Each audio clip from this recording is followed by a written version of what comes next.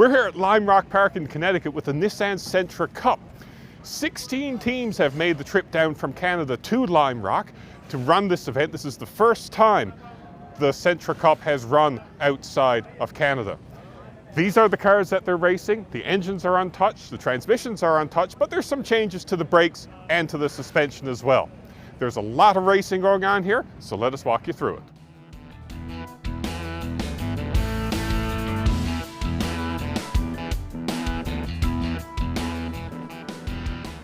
For the first time since its inception, the Nissan Sentra Cup has held a race outside the borders of Canada, and this one marks the halfway point of its season by holding races 5 and 6 of this year's campaign at the 2.4-kilometer Lime Rock Park racetrack in Connecticut.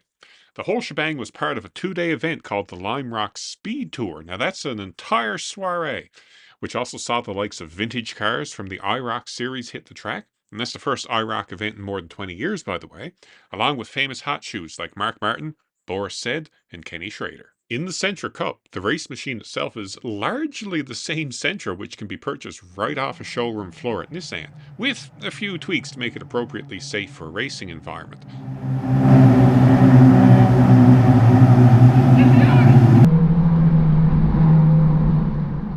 The engine's just a 2-liter 4-banger making 149 horsepower plus a roughly like amount of torque, and the 6-speed manual transmission, both of those are untouched. That's the same as what you'll get off the showroom floor. So that not only levels the entire playing field, but arguably helps reduce costs in this affordable grassroots motorsports, because an entire Sentra Cup car is only around $40,000. And yes, $40,000 is a lot of money, but not in racing, getting a new car off the ground. And 40 grand? Well, that's a sum roughly equivalent to an F1 team's daily catering bill.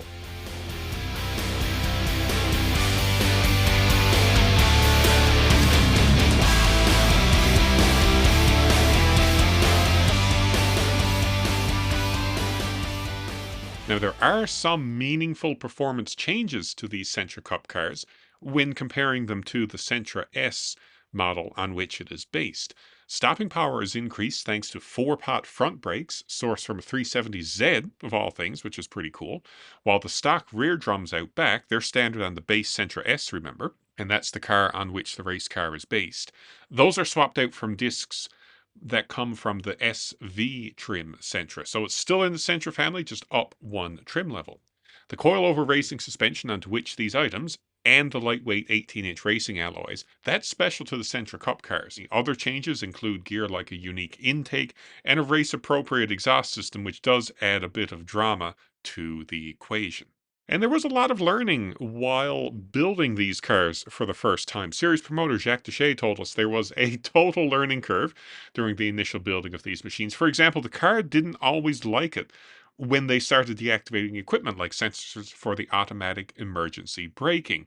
And speaking to the man, we learned that one of the biggest surprises they encountered was challenges with the ECU. That's the electronic part which essentially acts as the car's brain. After all, even the least expensive Sentra S comes with active safety gear, like intelligent emergency braking and stuff like that, which is a valuable tool on the street, but unwanted for obvious reasons out on the track. And when they began deactivating those items, the car simply wouldn't start. Even just unplugging the power windows caused unexpected problems, explaining why these race cars still sprout window switches from otherwise blank door panels. So, what this tells me is that this is a fully sussed car. It's not something that was built on the weekend. It's not something that was plucked out of thin air. The Nissan Sentra Cup series has worked hard with different stakeholders to address these ECU problems, to create a bespoke chassis, to create a bespoke suspension, I should say. And also tire selection is pretty neat this year as well. Everyone is running grooved tires at all times. There's no longer the slicks versus the rain tires. So that takes another variable out of the equation, which again helps level the playing field. And also, in a nod to grassroots affordability, it cuts down on the amount, theoretically, it cuts down on the amount of money teams have to spend on tires.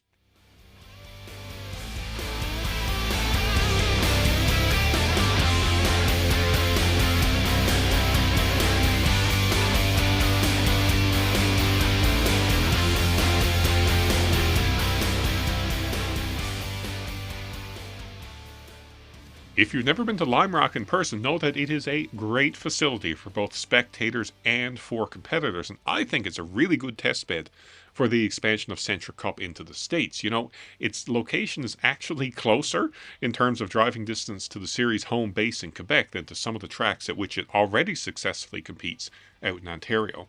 There are 20 regulars in the field, 16 of them made the trek down to Connecticut, and during the first race, which was a beautiful sunny and warm event, they were running about 105 laps, the leaders were. And you can compare that against your own efforts on this track in some of the Forza entries in the franchise, because that franchise does have Lime Rock in its portfolio. The second race, there was a intense 30-minute downpour, and that delayed the start of the second race by about 45 minutes. But once everyone got going, lap times up front were approximately 1:10 after the rain, as measured by this writer's very unofficial stopwatch. We're just wrapping up the day here at Lime Rock Park. We've got the Nissan Sentra Cup cars here behind us in Park Fair. We've got the winners here and the podium finishers for the race for today. There were 2 races today. This marks the halfway point of the series. And I know that a lot of the drivers have been telling us that they're really excited to take in a new venue like Lime Rock Park. For Driving.ca, I'm Matthew Guy.